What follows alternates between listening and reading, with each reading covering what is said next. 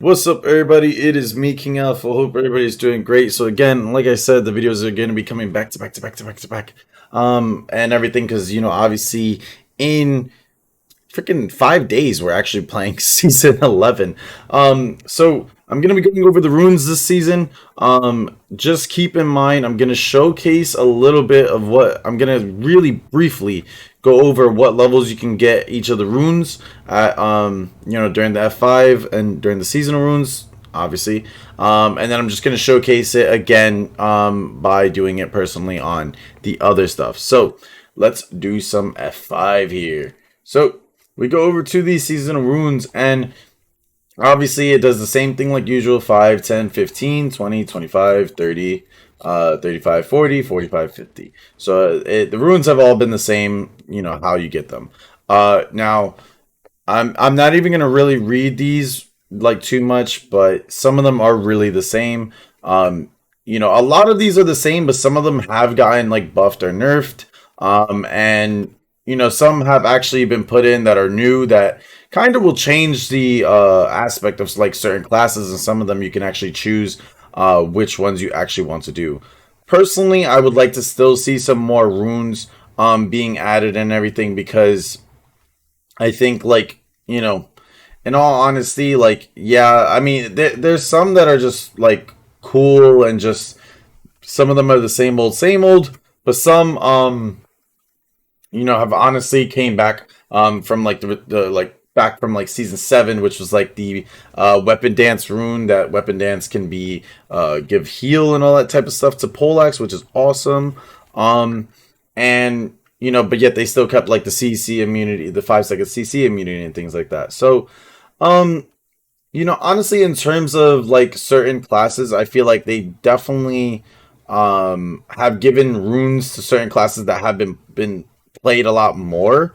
Um, but it's just interesting enough to see that like some classes just haven't really gotten changed, and then some classes have, like classes have gotten some old runes. Even the helmet and the chest piece have actually gotten some new runes as well. Or when I say new runes, sometimes it means old runes, but just they're back into the fray.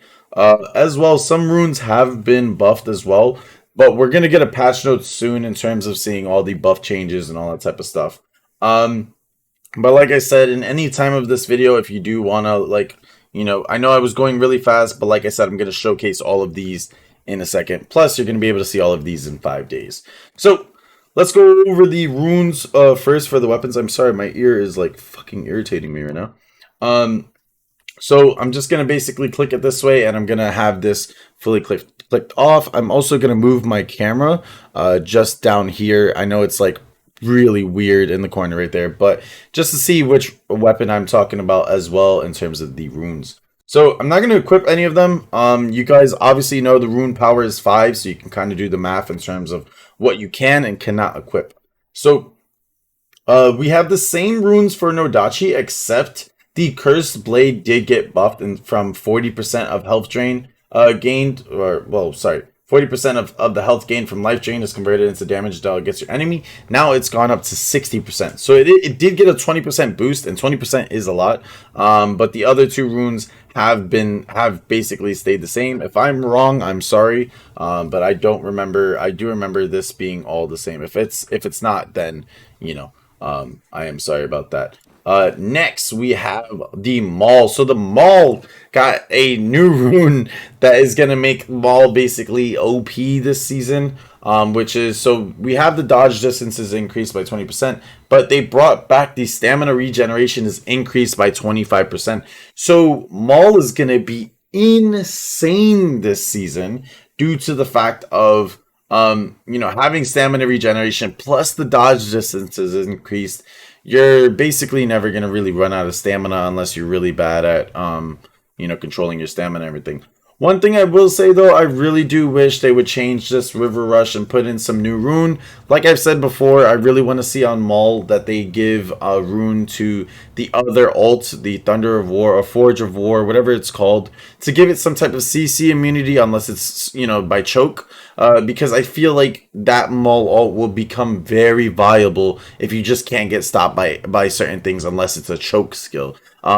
So yeah, I really hope they listen to that because it would really be great to actually use the other Maul ult because it's not really that useful. Now dual blades, I think they've gotten the same things except for the shurikens being changed. I know this was I think new, but it's from the old seasons as well. But yeah, for dual blades, here we go. I don't really play dual blades, so I'm not gonna showcase it for too long. Short bow is basically the same thing as well, reducing Wrath of Archimedes cooldown by 20 seconds upon killing a hero. I guess that could be good in deathmatch if you're using that, but yeah. Um, Wrath's Fury, you got General's Fury, you got basically the same stuff like usual for the weapons. Then we go to Longbow. Longbow still has not gotten any type of real love. Let's really hope, and I'm kind of like, crossing my fingers here, that in the patch notes, Longbow will be getting some type of buff and everything. But we shall see. Next is the Musket. So the Musket rune is coming back. If you guys do not know, the Falling Fire, which is use liquid fire, caltrops, or grenade to reduce the cooldown by for the other 2 seconds by 2 seconds. Now, from what I've heard, I know a lot of people are mad about this. I know I was mad about this. However, they did say that they did do a little bit of balancing for this, so it's not like you can actually spam it really, really fast. It does reduce the cooldown of the rune.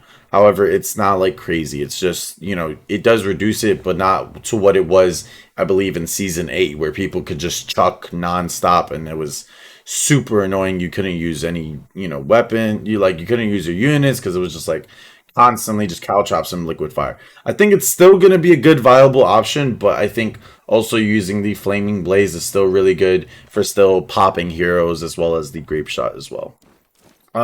Next we have the spear over here. So the spear is getting the same thing. I think Gungear's, this one is back again.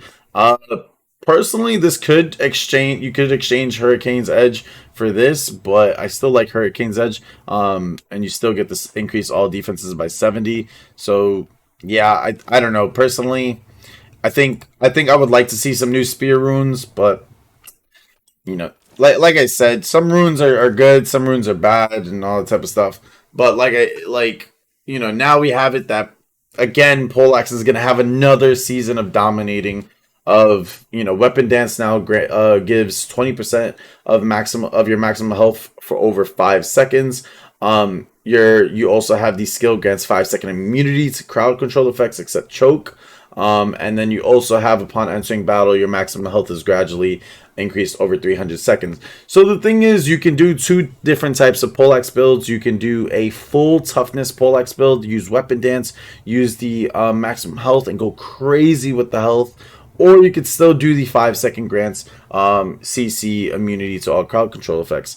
Now, like I said, this is based off your playstyle. Honestly, the 5 seconds of immunity is still really, really good. But you can also do a Weapon Dance one where you're just super tanky and you just don't really die. It takes forever to kill. Unless you obliterate a Polax with like jabs or something like that. It's going to be crazy how tanky we're going to see some Polaxes. Longsword, I believe, got the same stuff as before. I think that's new. I don't know if that's new or not. When Clash of Shields is triggered, damage taken is reduced by 50% for 5 seconds. I think that's the same thing. Live and Die Together is, I think, the same thing as well, like last season. So yeah, I'm very sorry about that. The Glaive. Now, okay. There's one thing I wanted to really say about this, but they did, I believe, increase the, I believe it's Martial Thunder or one of these. They did buff the Glaive rune. This one kind of aggravates me, and hopefully they do listen to the feedback, was this. While Hail of Blades is active, you are immune to crowd control effects except choke. Okay, that's cool. It makes the ult useful. But I would have liked another one where they did, even if it's Rune Power 2, where they gave immune to crowd control effects for the Flying Reaper, because the Flying Reaper is the bread and butter of Glaive, and if it had immune to crowd control effects except choke, it would make the class strong again. They've already nerfed the blunt damage and everything, but I'm really hoping that Glaive does get buffed. But yeah, we've asked if they can kind of, you know, do that for the other Flying Reaper ult, and let's hope that they do take that feedback. Short Sword, I think, has the same stuff. Centurion's Drill gets immune to crowd control effects, and basically you're gonna see these two, Gods of War Beak and Gods of War Claw again. And then last but not least, the Pike, which is basically the same thing, like it's been for the past what, 3 seasons, I guess now. So hopefully next season we do get some new stuff. However, for the actual armor pieces, there are some new runes, which is really, really nice. Which, so you have the, you know, the healing ones, but you also have increased critical defense by 40 points. So now critical defense, or critical value, is going to kind of be a bit of a, being a little bit of a jiffy here this season, because of the fact that you're going to be getting a lot more critical defense. And you can make yourself really, really tanky. So I can see a lot of Polaxes, again, dominating the field of just sometimes not being able to kill certain Polaxes. We also have this where we have the, you know, for the chest piece, reduce damage taken, increase health, and all defenses. But we have damage taken from soldiers is reduced by 7%. And you can also stockpile that on top of increased armor by 5 points. So damage taken from soldiers is reduced by 7%. It may not seem like a lot, but it's still something that is going to be very useful to use, especially if you can get an extra 5 armor on top of that. Now going to the boots, everybody knows the boots, you can still heal while moving, the movement speed. They did add this, I believe, the reduced damage taken from rear attacks and headshots. If I'm wrong, I'm sorry. And then you have the agility and all that type of stuff. So this is still pretty good in terms of the boots. Oh, also you have the increased armor piercing by 45 points as well. That's all up to you. Depending on what build you like to run, it's really up to you how you like to run that. And I'm sorry, I clicked out of that. And then last but not least, the gloves, the increased damage, the same type of wolf stuff like last season as well. And then you do have the increased critical value by 32 points and your strength. So there's going to be a lot of interesting builds out there that, you know, when I'm going to be making my guides, I'm going to have to really try and reiterate that there's going to be a lot of different builds that you're going to be able to do. Anyways, though, guys, have a good one. I hope you guys enjoyed this rune video. Let me know what you guys think about the runes this season. I would love to see some feedback and in the comment section below, okay?